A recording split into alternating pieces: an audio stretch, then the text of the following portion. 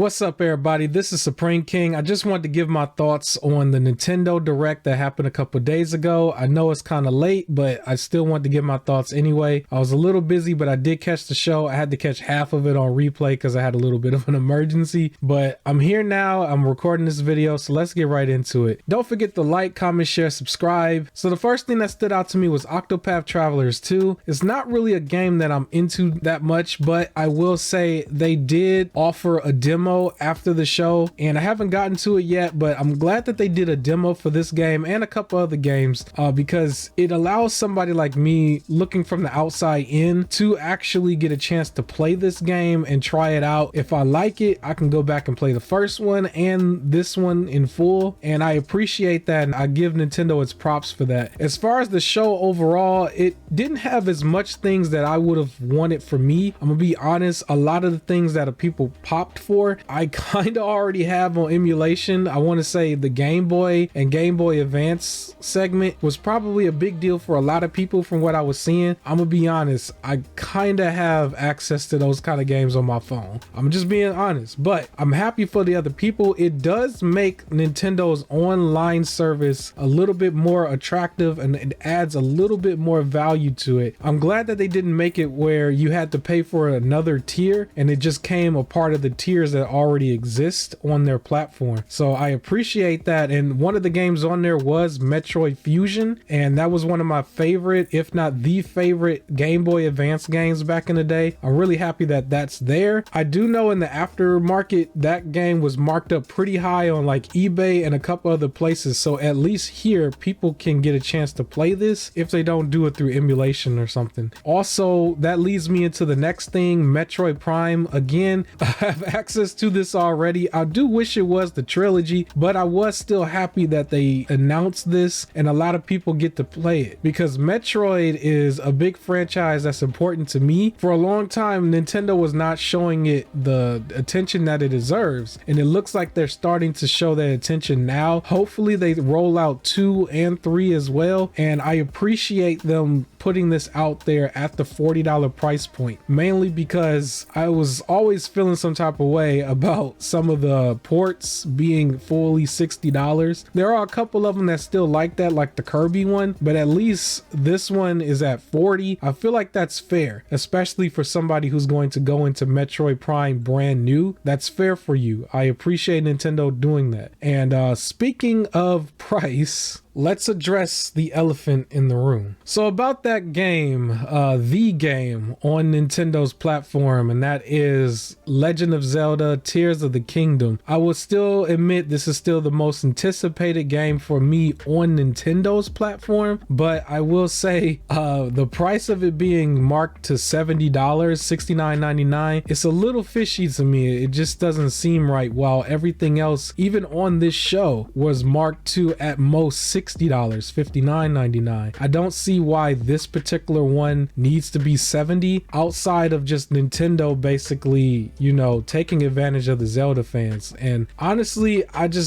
feel like that rubs a bad taste in my mouth. Now, I'm still going to play the game, no different than anybody else. I'm no way, shape, or form trying to boycott it at all. I do still want to play it. I'm pretty sure everyone still wants to play it, but you got to admit, this is a little fishy for Nintendo. I think one of their official responses for it was that they were only doing this on a case-by-case basis, but it's just like, that's not enough for me. I need a better explanation than that, because the game is still going to run at the same frame rate, same type of resolution as Breath of the Wild at the very least, you know. And I did make a video at one point where I said I was okay with Nintendo charging $70 for their games. It's a little bit of a clickbait title, because if you watched it, you would have saw that I said that's if their hardware matches the hardware of their competition, that being PlayStation and Xbox. Let's face it, Nintendo's hardware is nowhere near that at this point. The Switch is just not even up there. It's not up to that part, but they have an opportunity to do that with Switch 2. There was a couple of us who thought maybe they might shadow drop a Switch 2 announcement and really shake the internet, but they didn't do that, you know. And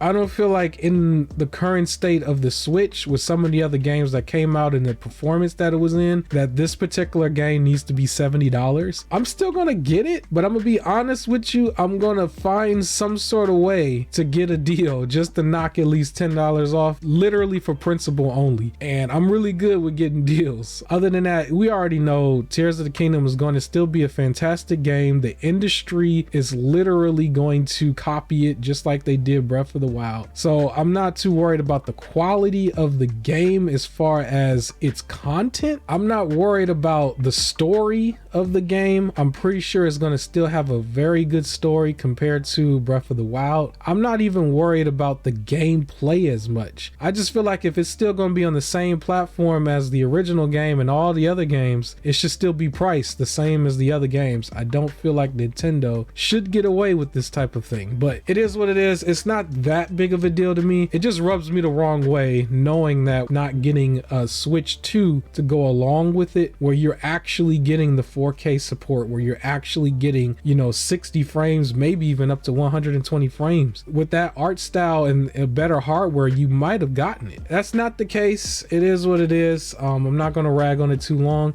The show was still great. I do think in the middle of it, they were just kind of, you know, rapid firing a bunch of games, and I felt like they probably should have slowed down just a little bit and talk about them a little bit more so that you don't just forget about them as soon as the next one come out. But overall, it was still a good show. I still enjoyed the show for what it was. There was some nuggets here and there for me. Like I said, the demos is really helping out so I could try a few things. But yeah, that's all I got for you here. Leave a like on this video. Subscribe if you haven't already. I will catch you on the next one.